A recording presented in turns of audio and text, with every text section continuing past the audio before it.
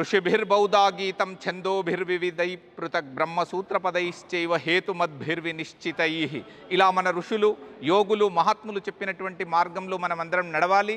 భారతదేశ వైశిష్ట్యాన్ని, భారతదేశ సంస్కృతిని, భారతదేశ సర్వోన్నతమైనటువంటి గొప్ప జ్ఞానాన్ని పునరుద్ధరింపచేయాలంటే మనమందరం సంస్కృత భాషను అధ్యయనం చేయాలి. అదేవిధంగా ఏకదంత ఛానల్ని సబ్స్క్రైబ్ చేసుకోవాలి. ఎందుకంటే దీంట్లో మీకు కావలసినటువంటి గొప్ప జ్ఞానము దొరుకుతుంది, గీతా పఠనము దొరుకుతుంది.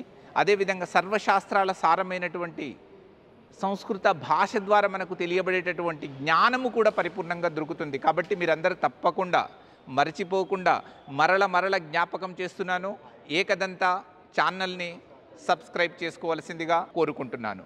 ధన్యవాదములు.